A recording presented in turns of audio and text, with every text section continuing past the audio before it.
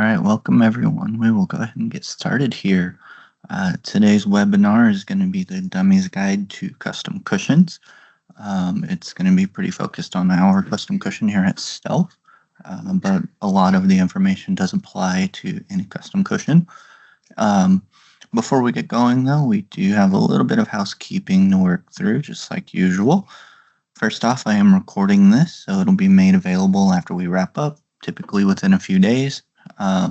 If you do have any questions as I go through, drop them in the Q&A, drop them in the chat, one or the other, and we'll make sure to get an answer in there if I can. If there's anything left unanswered by the end of this webinar, we'll definitely follow up with an answer to you as soon as I can.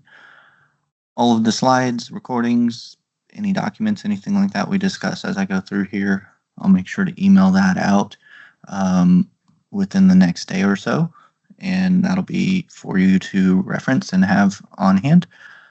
And then last, if you're new to a Teams webinar, I do have plenty of individuals here who English may not be your first language. You can at least translate the slides up at the top of your window. I believe you should have a set of 3 dots. Those ellipses will let you get in there, and you can click on Translate Slides, and you've got a handful of different languages you can translate the text anyway. So with that, we'll go ahead and dive in. Today we're going to run through our custom cushion, what makes it unique. I'll try to sprinkle in some tips and tricks along the way. We'll go through a quick intro to it and then jump into all the materials, different mods we offer to it, and what they're meant for and what they're meant to do. Look at a little bit of some mounting, and then just kind of putting it all together and how that works. So if you are somebody who's super experienced with custom seating in general and custom cushions, a lot of this information is going to be somewhat basic to you, but again, for those of you who are fairly new to it and maybe uneasy with custom seating in general or specifically with the Stealth line, hopefully this will be a good review for you and a good intro to it.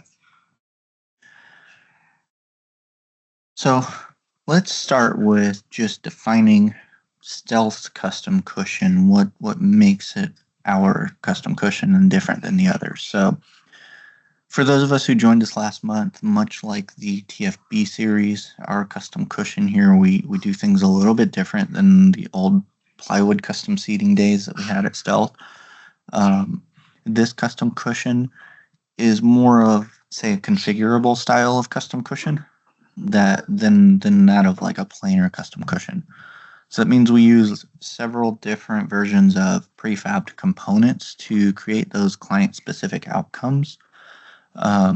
We do that even more so here on the cushion than we do in like our back supports that we looked at last month. So we'll have something like, say, a pre-made anti-thrust insert of various different heights and depths and widths all sitting on the shelf, and all we'll need to do for an order is make, say, one cut to trim that to the correct width. So this mostly prefabricated component method is what really helps us keep waste and lead times down, right, to a very bare minimum here. We're typically running around 4 to 5 days from order conversion to ship out from Stealth. And again, just like with TFB, I'll go through a list of all the mods here, and any of these that I cover today keep you in that fast lead time, right? Anything outside of what I cover here today is definitely something that we'll consider. And if we can accommodate that, we'll make that modification. It may mean a little bit more extended lead time, typically in the 7 to 10 day range. But if you don't see it on our order form or don't hear me talk about it, don't automatically think we just won't do that modification. We'll consider just about any modification and do what we can to make that happen for your customer. But we can't promise that we'll be able to every single time, right? So let's start with a quick look at why we may want to choose a custom cushion over a standard off-the-shelf cushion. The reason could be as simple as the correct type of cushion for that client just isn't offered in the size that they need. Right, for an example, the standard like off-the-shelf cushion line, it might grow in say 2-inch increments, right? So it may be available in like a 16/16 or a 16/18, but they really need that 16/17, for example, right? Super simple, basic reason why you might need to go custom, but it is a real one. They may also have some pretty unique positioning or pressure management challenges that an off-the-shelf cushion just doesn't handle correctly for that client, right? Maybe they have a pelvic obliquity and there's just not a cushion that provides the right amount of accommodation for that user. The key thing, though, that I hope that you start seeing as I go through here is that it's very heavily implied that this cushion is going to be built specifically for this client, right? For each individual. To that end, we can start with the client's unique measurements and create unique densities and foam layerings, unique contours, pressure reliefs, all to provide that stability, the positioning, and that pressure distribution that client really needs. So the way the foam gets layered with all the different densities, the number of layers, all of the shaping modifications, relief, even cover materials are all something that in the end you guys would choose to help that client best meet their seating and positioning goals. To get there, from the like paperwork side, we'll have two formats which the cushion falls under. These are just the part number we assign, the top level part number. It's either an SS353 or an SS355. The SS353 here is what we use on anything that's planar or just flat with an anti-thrust maybe. The SS355 is your full contour cushion, and again, that's just what we would use if we start having things like adductors and abductors and stuff added to it. So really just a part number change here. You'll get one of the two part numbers on an order, and all of the modifications are modifiers to that part number. So that's the paperwork side. We'll leave paperwork side alone now, but regardless of the part number that you get lumped under here, our cushion is going to be available from a 10x10 up to 24x24 in general. We have done much smaller and we have done much larger, but that's again where if you go outside of that 10x10 to 24x24, you get thrown into that longer lead time most likely. So at a certain point, we may not be able to make that cushion at all, right? Especially sizing wise. If you get to a certain point, our materials just may be deemed not to hold up, things like that. It may be bigger than what our materials are handling. So there's going to be a limit there, but we can definitely go outside of this 10x10 and 24x24 to an extent. So let's jump into a quick discussion on some of the materials that we use to create these cushions. If you joined us last month for the TFB webinar, then much of this information might sound pretty familiar to you. But to start here, the cushion, we build off of either a 5/8 inch closed cell foam or 1/2 inch open cell foundation. So closed cell is going to be required for anything that's got a contoured shape to it. Both the open cell and closed cell are options for your more planar cushions. But that closed cell material just a polyurethane closed cell foam that it's pretty good at resisting like swelling with oils and solvents and density changes due to temperature or things like that. But what we really like about it in this application here as a custom cushion is the ability to absorb shock and vibration, as well as its resistance to water penetration. So it's a great foundation to build everything off of. It gives us a nice stable base for this cushion without being something that's as solid as, say, a piece of plywood. The open cell is going to be high resiliency polyurethane foam as well. But its structure is kind of meant so that the foam bounces back to that original shape better than a conventional foam might. So it'll be pretty durable as a base. It'll still give good support, but it provides a lot more comfort than, say, a closed cell foam might in certain applications.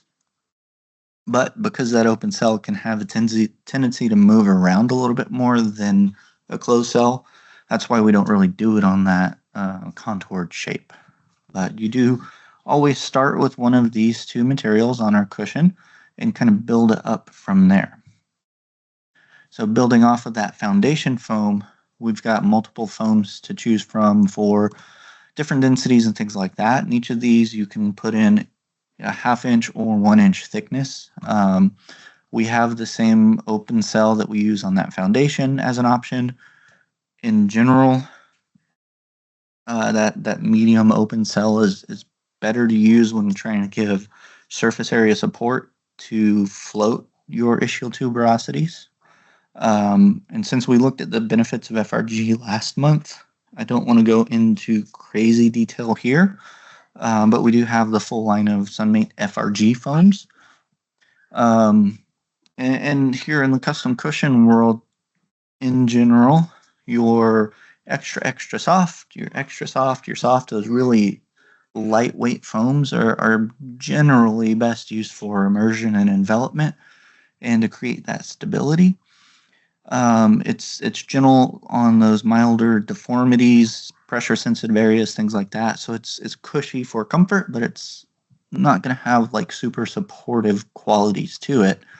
And that's where we really want to look into more of the like medium softs and things like that. So your medium soft is going to be just a great all-purpose kind of a foam. It'll obviously give a little bit more support than your softer foams would. When we get into Sunmade FRG medium, that's where we tend to see that used more for impact, vibrations absorbing, and for somewhat firm support here.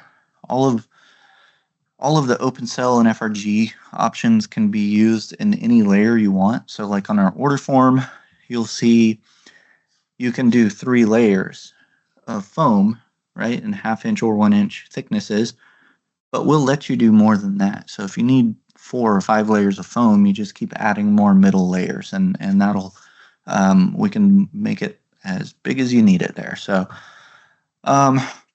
and then last here, we also do have, almost skipped over it, the traditional Sunmates in the extra soft and soft, and we'll do those on the contact layers. We don't like putting those in those middle layers there, but we do have those more traditional Sunmate options.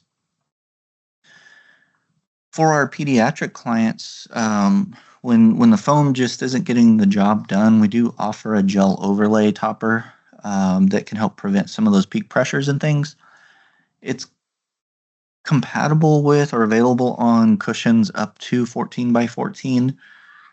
Works with all of the other modifications we're about to talk to, and we have this in a 1/2 inch or 1 inch thickness here. So it's just a sheet of gel that's placed over the top of the like selected foams, and it'll cover that entire surface area there. But it is a fairly unique foam, or sorry, gel, fairly unique gel. It's a honeycomb shape that's it works really well to act as an air pump as that client's shifting around, moving around in the seat.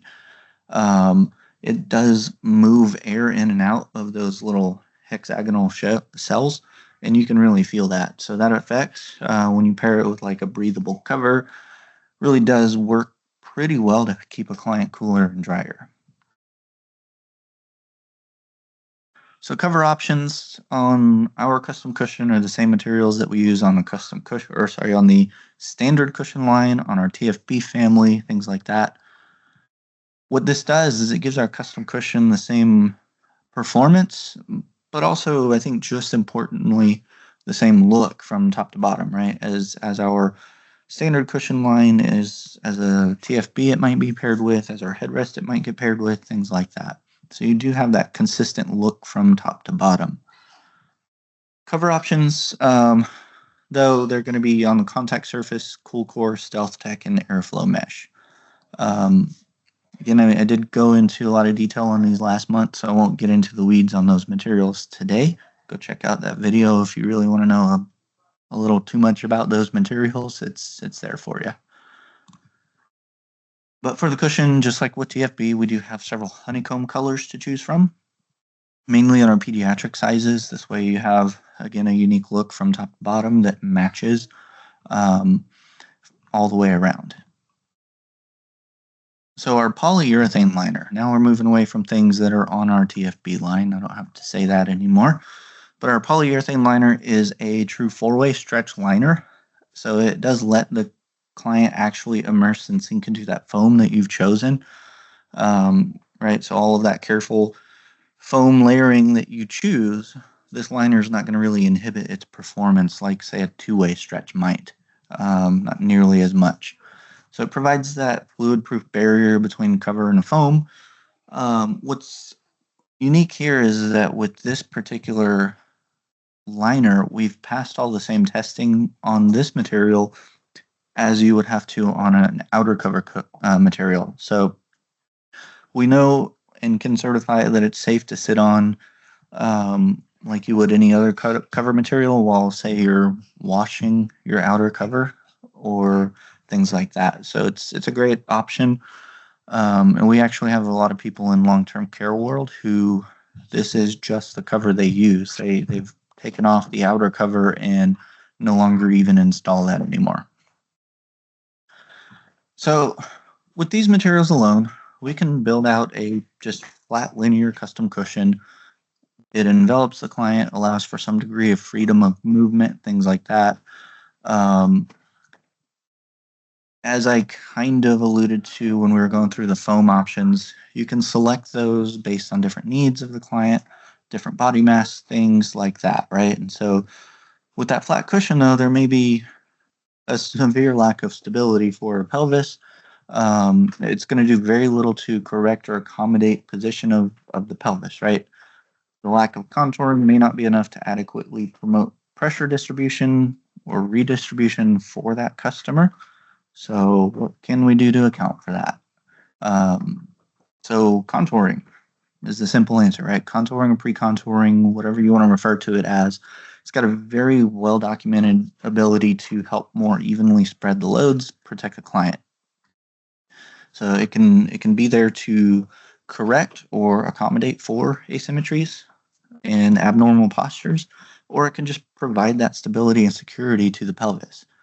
So it's especially important for somebody who may not have sensation or the ability to shift throughout the day and reposition throughout the day. For example, like a high-level spinal cord injury user, things like that. So contouring is massively important and oftentimes the reason you're into a custom cushion in the first place.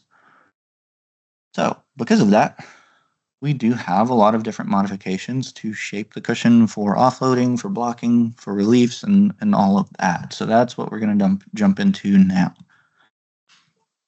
So this anti-thrust modification is the first one we'll talk about. It's going to create a pre-ischial support surface to keep the ITs from moving forward.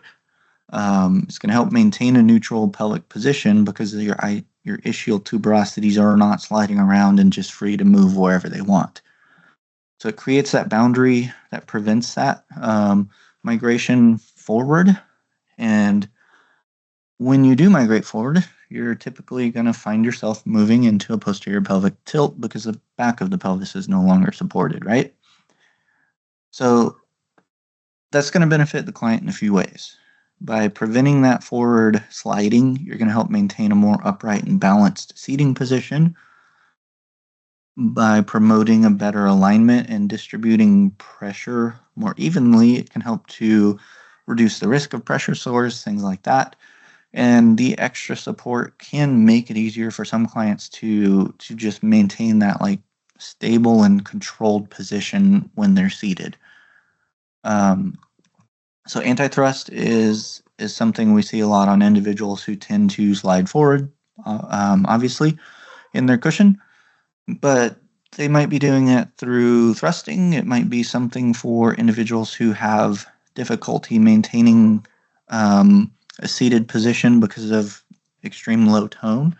So again, a spinal cord user. somebody like that. But with our custom cushion, it's, what we do with ours is this is going to be a closed cell foam wedge. It's usually going to go placed pretty low down on that foundation foam, but we do move it up to just below the contact layer of foam for pediatrics.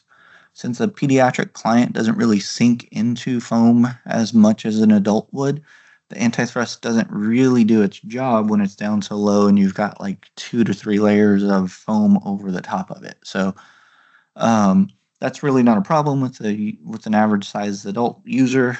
They'll sink in enough that it does its job. And we do put it down there and use closed cell foam so that you get the blocking effect that you need, but it's also soft. We're not sitting on a rock, basically. So to simplify ordering and manufacturing and stuff like that, we have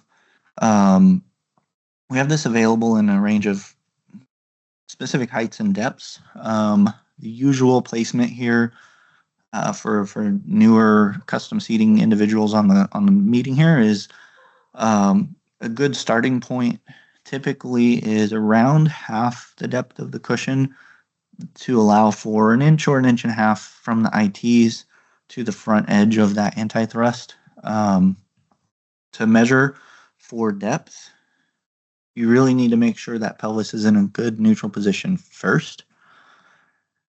And then from there, you can measure from the front of the IT to the back of the knee, right? And you subtract some for the foam that you've selected, subtract for a little space from the knee, and that's your anti-thrust depth. Height is typically exactly the height of the IT. So you do have to get in there, get some good measurements, things, and it's a little bit of a science, but it's a little bit of give and take on here as well. A unique modification for us is we do have an adjustable anti-thrust modification, and this one's meant to allow for a little bit more growth over the life of the cushion. So for example, let's say a pediatric client, as they grow, their seat depth is going to grow, right? And that cushion may get moved forward in relation to the back support. So this adjustable anti-thrust allows you to add or remove, whichever direction you need to go, several strips of anti-thrust material, right? So that you keep everything properly aligned with that user's IT. So these strips are just stuck in place with hook and loop material. And it's a modification to your normal, typical anti-thrust that we just looked at. So you can actually add or remove these strips from the back of the cushion and fine-tune that. And we meant this for pediatrics, but one of the cool things that we've kind of found as a handy side effect is especially, again, for somebody who's just getting used to custom seating, this gives you a little wiggle room. So if you maybe aren't 100% certain on your measurements for that anti-thrust depth, this gives you 3 inches you can play with, right? You've got 2 1-inch strips and 2 half-inch strips. So you can get in there and fine-tune that, or maybe your measurements were good, but you found that in real life sitting in the seating system, this user just needs a little adjustment there to add or remove some material for the best sitting posture, right? This gives you the freedom to do that. So pretty cool modification. Our abductor here is meant to separate or support the positions of the legs and help that client maintain their position, right? It's a good tool when the client's neutral position of their femurs is pretty close to midline. But it can also create some high pressure points when the leg's neutral isn't the cushion's neutral, for example, for somebody who's dealing with an aggressive wind swept posture. So in that case, we may want more of like a medial thigh support hardware than an abductor, but it does do a good job of helping to minimize that midline movement or inward movement of the lower extremities. And again, we have this available in a few heights and multiple depths. We also build this out of closed cell foam and place it against that foundation foam. But again, like I said earlier, for our pediatric clients, we tend to place this up a few layers right under that contact layer of foam for the same two reasons we did on the anti-thrust. It gives you um, something that's a little more pronounced. Once you put it in the lowest layers on that foundation foam, and you stack in more foam on top of it, that shape becomes larger and larger, so it forces the legs farther and farther apart if you're not sinking into the foam. So putting it up high, it doesn't do that for our pediatric users. The second really is just that we like, just like with our anti-thrust, when we look at pediatrics, if you have a bunch of softer foams or just any foam up on the top of this thing, it's not really going to do its job because that kid's not sinking into the foam very well. So, but same idea as the anti-thrust, where we only have a few options to choose from. You've got 3 heights, and we can go up to 12 inches deep here. Main reason, again, is to simplify ordering and manufacturing so we can get this to your user faster. Our adductor is meant to be that lateral boundary, which helps to keep those legs from falling too far from the sides, away from each other. When you pair this adductor with an abductor, it can really help create that troughing effect and really help to improve like your medial and lateral position of the femurs, locking them into a good neutral position. So they are very effective when you pair them, the AB and adductors. But once again, we have multiple heights, and in the name of simplifying the ordering and build processes, we always run the full length of the cushion here. So there's other cushions out there where you can do like front only, rear only, things like that. We do run the whole depth every time. But just like the abductor, we make this from close-cell foam. We usually stick this down below on the foundation layers of foam. But again, this is the last one I'll say this. On pediatrics, we do move that up to just underneath the contact layer of foam. Gives us a smoother troughing effect with more effective support. So pelvic obliquities, we've got a couple of ways we can deal with here.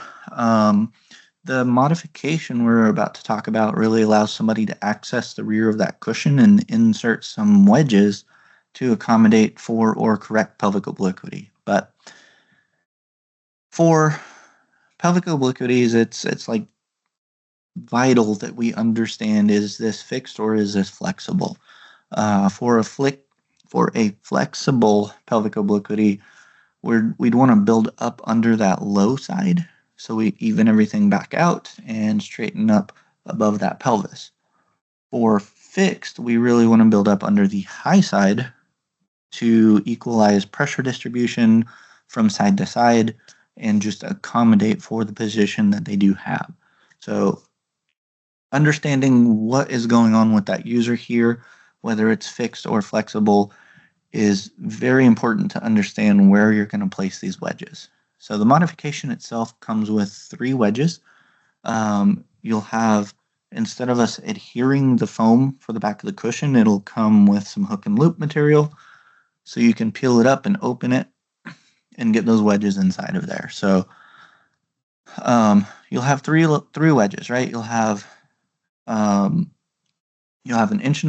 You'll have a 5/8 inch thick. They're both angled, and then you'll have one just square 5/8 inch thick flat insert. And so you can mix and match those and place them where you need them, so that you can find that best position and location for these wedges, get that client either corrected or accommodated, and close everything back up. We do also have the ABS rigidizer here and wedge kits that can work with a pelvic obliquity as well. So this time, however, instead of getting foam inserts, you get a 1/4 inch thick ABS sheet that gets cut to match the base of the cushion. That gets inserted under the cushion inside of the cover. And then the wedges can be mixed in, and you can mix and match those to accommodate for that pelvic obliquity. Now, these do act as more posterior supports to those ITs. They're not a true pelvic obliquity modification. So since they do act a little bit more posteriorly, I'll have some more pictures on what I mean by this down towards the end of the presentation. But since they do act a little more posteriorly, they can help to tilt that pelvis into more of an anterior position than you might achieve with just your traditional pelvic obliquity modifications. So to help clients who maybe need a little more immersion or pressure distribution, we can incorporate several different versions of gel packs. These get placed in a well, kind of at the back of the cushion, to provide that ischial relief. So we've got two options for gel inserts. We've got a viscous gel and a gel ultralight. So these packs are always segmented between left and right to keep that gel from migrating away from the bony prominences. And we do always stuff them in a well that is too small for the bag, basically. So we try not to just invite the gel to move away. We want to make sure that anytime you get off of it, it's forced back into the rest of the areas it may have been forced away from with pressure. So we also always have a layer of foam over these to help prevent that gel migration as well. So this viscous gel insert is more of a water-based gel. It feels very similar to like the gel pack that you might have in a freezer. It's almost like hair gel in a bag. It's going to be one that promotes immersion and shear reduction a little better because that gel moves with the bony prominences on the ITs. It's got good thermal properties that help keep the skin cool, things like that. But overall, it's going to be one that we typically view as a little better for a client who has a little bit more movement and needs that decrease in shearing. Our gel ultralight is a fluidized pad that's going to provide pressure and shear reduction as the gel shapes to that client. But as the name suggests here, it's much, much lighter weight than that viscous gel. So this is good for a client who maybe has poor trunk control. They need a little bit better pelvic stability, things like that, but really can't deal with much added weight to their system. And following with that same concept, we can also insert a 1/2 inch or 1 inch thick piece of foam to help with the immersion and offloading of the ITs. So the same foams that we looked at for your just general layering and things like that, buildups are offered here. So you can do an extra soft layer of sun-made FRG, for example, things like that. And so instead of gel, we do the exact same thing, just do it with foam this time for a little less density right under the ITs. And then last for your ITs, we also offer just a simple IT well. So this is going to be literally a well that your ITs would sit in. The size is really something that you define per order, so that client's ITs actually float in the foam, right? And so the outside sides of this is going to be what's lifting and supporting under the trochanters. And then our last thing that I wanted to chat about here is going to be, or as far as IT reliefs, is going to be your 3D gel that we talked about earlier as a full overlay. We can do is just an IT inlay. So this would be on your contact layer. You would sit directly against this, and the idea being that you're sitting directly on some gel to offload those ITs. We do this one a little different just based on the material that we have available. We do graduate this one based on the size of the cushion ordered. So it's just a simple one selection, but then we grow it based on the size of your cushion. But you do get this 3D gel with that air pumping kind of feel to it and capability to it in a 1/2 inch or 1 inch thickness. The coccygeal cutout is a modification designed to prevent or at least minimize the pressure and contact against the coccyx and sacrum. So it's really going to help to alleviate some of the pain and discomfort certain clients might have from long-term sitting. So the lack of pressure or reduction of pressure can also help to minimize the risk of sores, things like that on people who are chronically resting on their tailbone. For our custom cushion, the shape is more or less like a tapered wedge, like you kind of see here. We have a standard option of a 4x4, so that means it is 4 inches wide at the back of the cushion, tapers up about to 1 inch wide at the front, and that depth of that cut is about 4 inches from the rear, so hence the 4x4. But more often than not, though, we use client-specific cutout where you guys are allowed to specify the dimensions. So you can tell us exactly how big, how wide, how deep that needs to be. We usually try to make sure that we are cutting this so that there is always the base layer, the foundation layer foam, and the contact layer of foam still preserved. We want to minimize the risk of somebody going straight down and bottoming out into a hard seat pan or something. So if a client can sit on a flat surface but has their foot tucked under the seat a little bit, they're unable to comfortably bring that foot forward because maybe they have stability issues, they have tight hamstrings, things like that. If they are contacting the front of that cushion, they're very likely to have some posterior pelvic tilt issues. It might be worse if your feet are pulled forward onto the foot plates, things like that.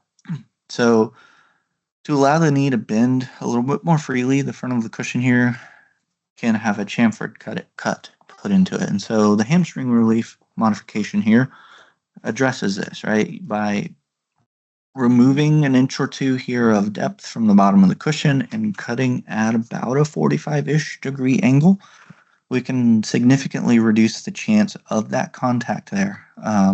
So that contact would be the calves, the back of the calves hitting the front of the cushion, and that's what would pull pull that pelvis forward a little bit. When the client has differing femoral lengths, our leg length discrepancy modification can help to accommodate for that. It could be that somebody's had hip surgeries, they've got a dislocated hip or subluxed hip, things like that. It can be crucial to kind of figure out whether it's a true leg length discrepancy or rotated pelvis, though. So it's kind of a word of caution there. If this discrepancy can't be corrected, we can use this modification here, this leg length discrepancy modification, to accommodate for that difference. In some cases, the modification can help to account for, say, residual limb support hardware. So we have seen that as well. But it should help to prevent that pelvis from rotating when that shorter side is pulled against the cushion. So we typically split the depth right at the center of the cushion, right? And can remove between 1/2 inch up to 2 inches of depth. Again, we can do something different here if you need something different, but those are our fast lead time options here. Now, when we are removing material,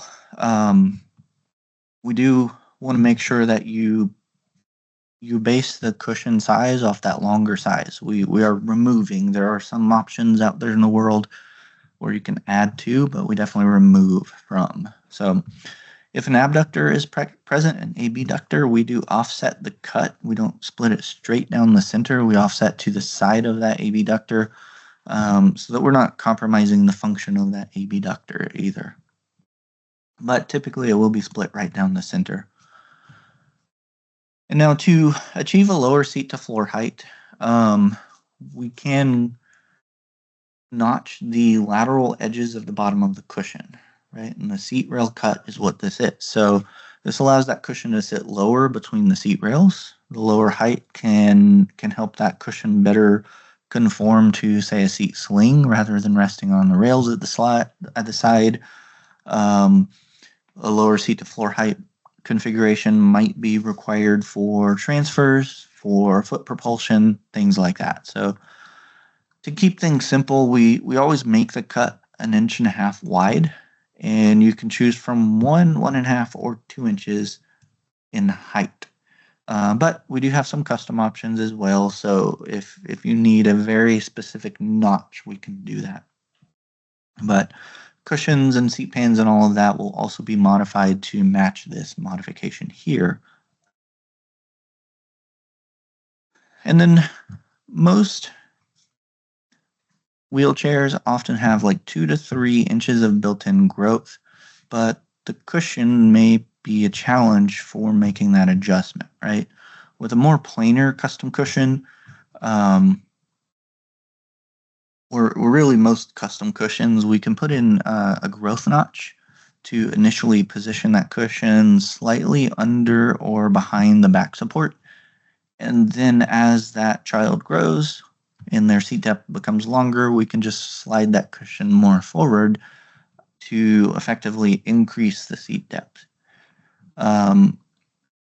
When we're using a more contoured or between the canes back support, we may need to set the contours of that seat cushion behind the canes as well. So that modification here can allow for that. Some of those deeper contoured backs sit pretty far behind the upright canes in some cases. But as the client grows here, we have flexibility to move the cushion, keep those contours where they need to be against the client as well. We have 1, 2, or 3 inches in our growth notch options. We'll always keep the notches 2 inches in width per side, help simplify things on the ordering side as well. So again, if there's a custom notch that's super specific for some reason that you may need, we can definitely do that.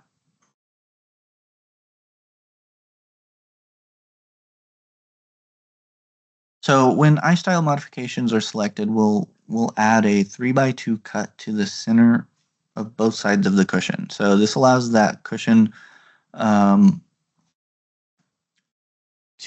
have thigh supports placed a little tighter to the client. But really, we're situations where the cushion is mounting in more of a between the canes or between the rail style with drop hardware and things like that. This can help clear those crossbar bracings that you find on like folding manual chairs. Now, that's everything for the cushion itself, but we do have some mounting items that we'll talk about very quickly before we get into looking at some application things. So when we put the cushion on a sling seat, for example, over time that sling is going to deform. It's just what they're going to do. They're going to begin to sag in the middle. And when that happens, you're effectively changing all of the careful shaping of that cushion. Right, all of that careful profiling is out the window as the center of that cushion deforms to match. So the ACM rigidizer here is meant to sit on that stretched out surface and give a little bit flatter spot for that cushion to rest. You can trim your depth to match, so it's pretty simple to do that. But we also have an external aluminum seat pan. This one, in my opinion, is a fairly well thought out seat pan. It comes pre-drilled and slotted so that it's really easy to install whatever you might need to install, right? You can throw on thigh supports. You've already got holes for your seat to back hinges, things like that. If you pair this with a custom cushion that's had modifications that change the footprint of the cushion, the pan gets modified to match. So if you've done seat row cuts, leg length discrepancy, things like that, the pan gets modified to match, so it won't be this more or less rectangular shape. Our integrated seat pan is an internal aluminum pan which is adhered to the bottom of the foam. So there's no need for that foundation foam here. So when your seat to floor height is a challenge, this will get rid of a 1/2 inch or so worth of seat to floor height. You still get threaded holes for mounting your seat to back hinges, medial thigh supports, but you have a pair of externally mounted tracks which give you the attachment for mounting hardware and thigh supports and things like that. So this one's only available up to 20 wide, and it really does give you that like functionality that we might be used to out of a more plainer plywood-based seat, but this time you get a lighter weight aluminum, lower profile, things like that. It should be noted though that both seat pans are typically going to be a full width mounting style, right? So it's going to span from edge to edge. When you order 18 wide, it's a true 18 wide there on all of it. So hardware wise, we've got some familiar options. If you guys were here on the TFB call last month, we've got J&L hardware. You've got a J hook with an L bracket and hold down clamp. There's multiple holes in that L bracket, which give you changes in seat to floor height and things like that. And this J&L can be set so that the bottom of the cushion sits a little sub-flush to the top of the frame rail. You've got some rotating hold downs that allow you to easily remove without tools, things like that. Your trouble-free hardware is called trouble-free because of its quick release style clamp. The clamp is really what makes it that trouble-free. It's designed so that it snaps around the frame's tubing. You've got dual slotted L brackets, and those give you depth and angle adjustment, height adjustment. You've got knob hardware as well is the next one. We call it all-purpose because of its versatility. The clamp is also another one of those dual slotted slide tracks that gives you height and depth and angle adjustability. The knob is attached to a second slide track to give even more adjustability. And both of these, the knob and the trouble-free, you can take on and off the chair for transportation, for storage, things like that without tools. And then our last one is snap-on hardware. And it does exactly that. You apply pressure to the seat and the hardware snaps around the frame. Upward pressure from underneath that seat will pop it off the cane and give you just easy removable options that you can reposition, remove, things like that without tools. So this one is the only one that automatically always sits above the frame and you can't drop it a little bit below. So now let's look at all of this, how it can come together for a client. And to do that, the first thing that I'm going to do is talk about an example. So before we look at a real example, I do want to talk about how we measure all of this out. So we do usually, especially when you go down the paper order form, look at this a little bit differently than some of the other cushions out there on the market. So we're going to start with a very, very basic example here. Just everything at 1 inch height to keep it simple, with the exception of that foundation foam, which is 5/8 of an inch. So if we take this cushion, all of these materials, all of these parts and pieces count towards your overall sizes. So it's important that when we're going down the order form to add all of them in when we want to think about our overall seat to floor heights, the troughing heights, things like that.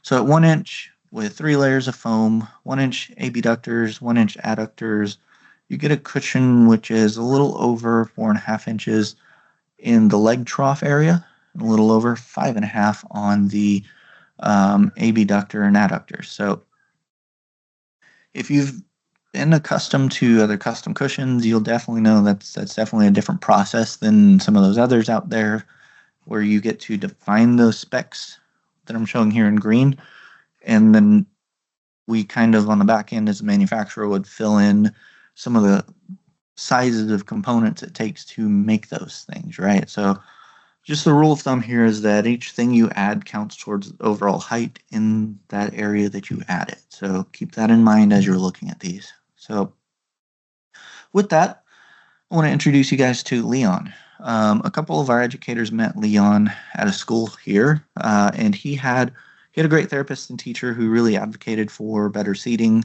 and he was also looking at a transition into power mobility at the time. So you can see here he's got a lot going on with the pelvis that really made for kind of a complicated cushion. He's definitely like a textbook example of a client who a standard cushion is just not going to meet his needs.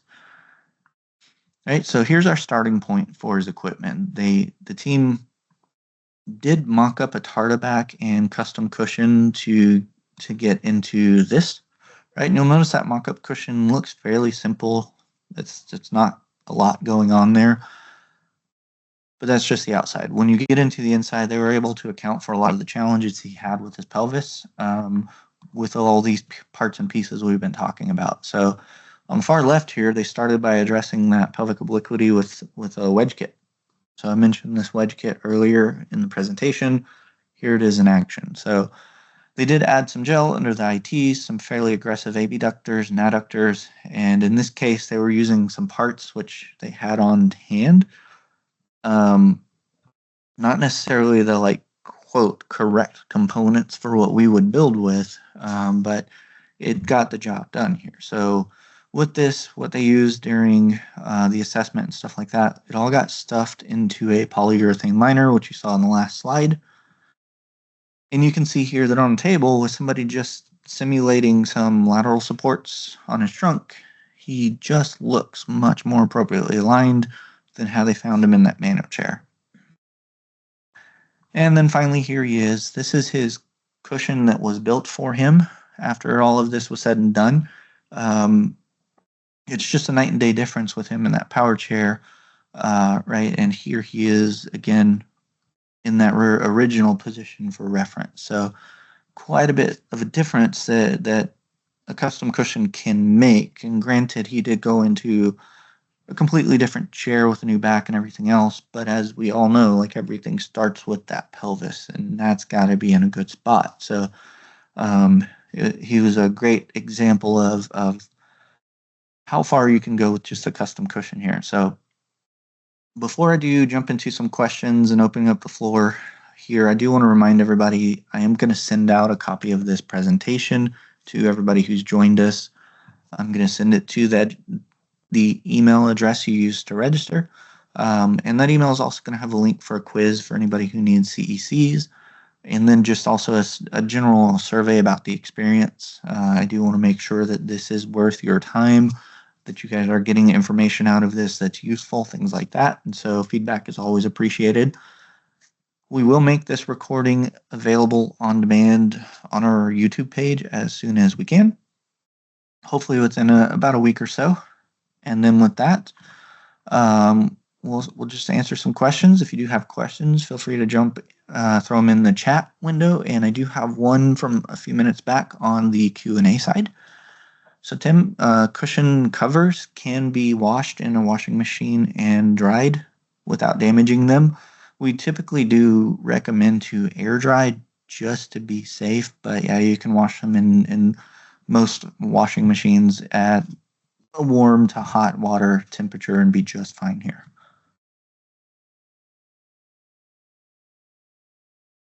All right, if there are no more questions, that is all I have for you guys today. I appreciate everybody's time that was able to join us, and like I said, I'll be shooting you guys some emails here shortly with some links, and do appreciate the feedback. So I appreciate it, and we will see you guys next month. Thanks, guys.